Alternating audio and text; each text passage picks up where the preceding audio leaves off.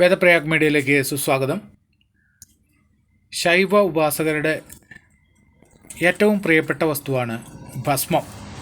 ഒരു ഭസ്മം കണ്ടു കഴിഞ്ഞിട്ട് ഭസ്മം ഉണ്ടെങ്കിലാണ് ശൈവരുടെ പൂജയ്ക്ക് പൂർണ്ണതയും എല്ലാം വരികയുള്ളൂ. അതുകൊണ്ട് തന്നെ ശൈവ പൂജയിൽ ഏറ്റവും പ്രധാനപ്പെട്ടതാണ് ഭസ്മം. ഭസ്മധാരണം വളരെ പ്രധാനപ്പെട്ടതാണ്. ഭസ്മത്തിന് ഒരുപാട് ഔഷധ ഗുണങ്ങളും കാര്യങ്ങളും ഉണ്ട് എങ്കിലും ഇന്ന് നമുക്ക് വാങ്ങാനായിട്ട് കിട്ടുന്ന ഭസ്മത്തിൻ്റെ കാര്യത്തിൽ അങ്ങനെയൊന്നുമില്ല. അത് വളരെയധികം കെമിക്കൽ കലർന്നതും വളരെ പരിമളം പരത്തുന്നതുമായ വസ്തുവാണ് ഇപ്പോൾ ഭസ്മമായിട്ട് നമുക്ക് കിട്ടുന്നത്. അതായത് ഭസ്മത്തിന് മണമില്ല എന്നതാണ് യാഥാർത്ഥ്യം. അതാദ്യം അറിയുക, ഭസ്മത്തിന് മണമില്ല. നല്ല മണം വരുന്ന ഭസ്മം നല്ലതാണ് എന്നുള്ള തെറ്റിദ്ധാരണ ഇപ്പോഴേ മാറ്റിയേക്കുക. ഭസ്മത്തിന് മണമില്ല. ഈ ഭസ്മം ഉണ്ടാക്കുന്ന രീതി എങ്ങനെയെന്ന് ചോദിച്ചു കഴിഞ്ഞിട്ടുണ്ടെങ്കിൽ, നല്ല ഓർഗാനിക്കായിട്ടുള്ള പുല്ല് തിന്നുന്ന നാടൻ പശുവിൻ്റെ ചാണകം എടുത്തിട്ടാണ് അത് ഭസ്മമാക്കുന്നത്. അതിനെയാണ് നമ്മൾ ഭസ്മം എന്ന് പറയുന്നത്. അതാണ് ധരിക്കാനും പൂജ ആവശ്യങ്ങൾക്കും എടുക്കേണ്ടതായിട്ടുള്ള ഭസ്മം.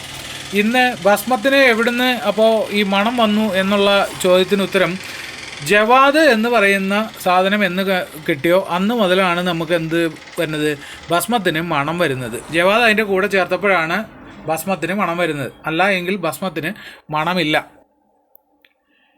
ഇങ്ങനെ വളരെ കൃത്യമായി ഭസ്മം ഉണ്ടാക്കുന്ന പല ക്ഷേത്രങ്ങളും പല മഠങ്ങളും കേരളത്തിൽ ഇന്നുണ്ട്. അതിനെപ്പറ്റി കൂടുതൽ അറിയാനായിട്ട് ആണെങ്കിൽ നമ്മളുടെ നമ്പറിലേക്ക് വിളിച്ചു കഴിഞ്ഞിട്ടുണ്ടെങ്കിൽ നമ്മൾ കൃത്യമായ സ്ഥലങ്ങൾ പറഞ്ഞു തരുന്നതായിരിക്കും, ഓരോ ജില്ലക്കാർക്കും ബന്ധപ്പെടാവുന്ന സ്ഥലങ്ങൾ.